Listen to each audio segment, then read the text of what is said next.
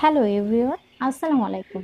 আজ আমি barbecue recipe নিয়ে হাজির হয়ে গেলাম। চিকেন বারবিকিউ কিভাবে আমরা সবাই এই শীতে বারবিকিউ করি এবং অসম্ভব মজা এই বারবিকিউ রেসিপিটা আমি আজকে আপনাদের সাথে শেয়ার করব। বারবিকিউ করার জন্য এখানে আমি 4টা চিকেন নিয়েছি, আর 4টা চিকেন আমি স্কিনটা ফেলে দিয়েছি। চিকেনগুলো কিন্তু একটু চিড়ে দিয়েছি যেন মশলাটা ভিতর পর্যন্ত ঢুকে।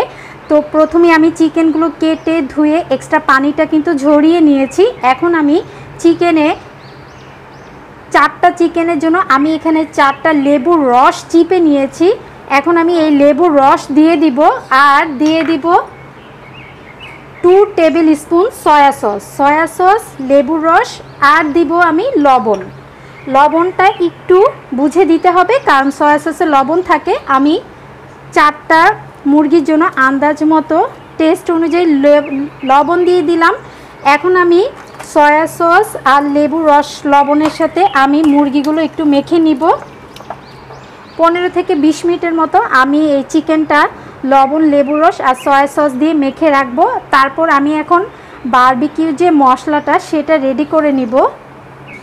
4টা মুরগির জন্য এখানে আমি 250 গ্রাম টক দই নিয়েছি, আর 4 টেবিল স্পুন করে রসুন বাটা আর আদা বাটা নিয়েছি, আর নিয়েছি 2 টেবিল স্পুন সর্ষের তেল। আপনারা চাইলে কিন্তু সয়াবিন তেল দিয়েও করতে পারেন, তবে বারবিকিউ কিন্তু সর্ষের তেলেই কিন্তু খুবই মজা লাগে। আর এখানে আমি 2 টেবিল স্পুন জিরা গুঁড়া, 2 টেবিল স্পুন মরিচ গুঁড়া, 1 টেবিল স্পুন গরম মশলার গুঁড়া নিয়েছি, আর নিয়েছি ধনে গুঁড়া, কালো গোলমরিচ গুঁড়া নিয়েছি 1 টিস্পুন।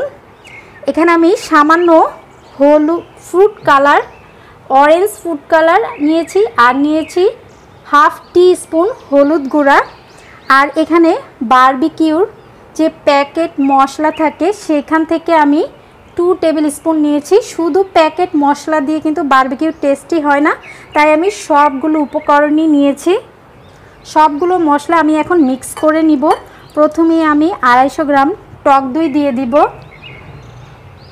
আদা আর রসুন বাটা দিয়ে দিব, শুকনো মশলাগুলো যে আমি দেখিয়েছি আমি সবগুলো মশলা আমি দিয়ে দিব একে একে।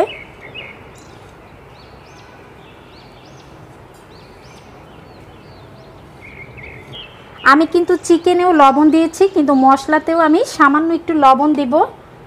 তারপর আমি সব খুব ভালোভাবে মিক্স করে নিব টক দইয়ের সাথে। সবগুলো মশলা আমি খুব ভালোভাবে মিক্স করে নিয়েছি। এখন যে কাজটা করব, এখানে আমি রেড ফুড কালার দিব, আর এই ফুড কালারটা কিন্তু বারবিকিউয়ের যে উপরে রেড কালারটা হয় সেটার জন্য।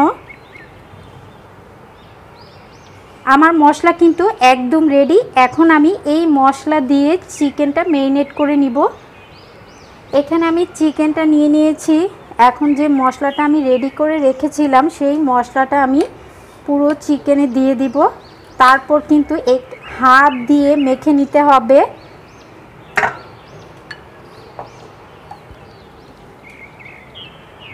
এখন হাত দিয়ে আমি সবগুলো মশলা চিকেনের গায়ে খুব ভালোভাবে মেখে নিব।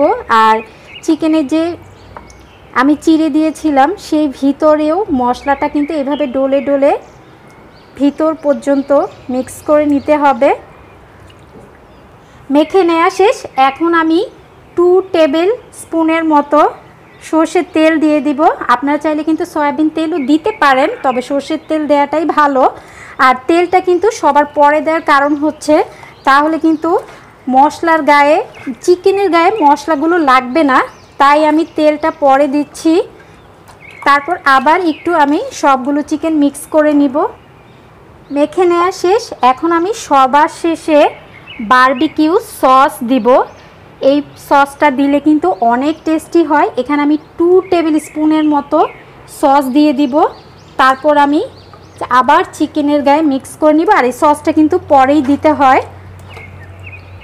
চিকেনের সবগুলো মশলা মেখে নেওয়া শেষ। এখন আমি এটা ঢাকনা দিয়ে ঢেকে রাখবো 2 থেকে 3 ঘন্টার জন্য। আপনাদের কাছে যদি সময় না থাকে কমপক্ষে 1 ঘন্টা হলেও কিন্তু এটা ম্যারিনেট করে রাখতে হবে। ফিরে আসছি 3 ঘন্টা পর। দিয়ে এলাম 3 ঘন্টা পর এখন আমি বারবিকিউয়ের চুলাতে যে কয়লা দিতে হয় সেটা কিন্তু আগেই খুব ভালোভাবে গরম করে নিয়েছি, সেটা আপনাদের দেখাতে পারিনি। তারপর আমি চিকেনগুলো দিয়ে দিচ্ছি এবং যখন এক পাশ হয়ে গিয়েছে আমি অপর পাশটা উল্টে দিয়েছি। তারপর রেডি করে আপনাদের হয়ে গেল দেখাচ্ছি। ভীষণ মজার চিকেন বারবিকিউ। আশা করি আজকের এই বারবিকিউ রেসিপি আপনাদের ভালো লেগেছে। সবাই ভালো এবং সুস্থ থাকবেন। আজ এখানেই বিদায় নিচ্ছি। আল্লাহ হাফেজ।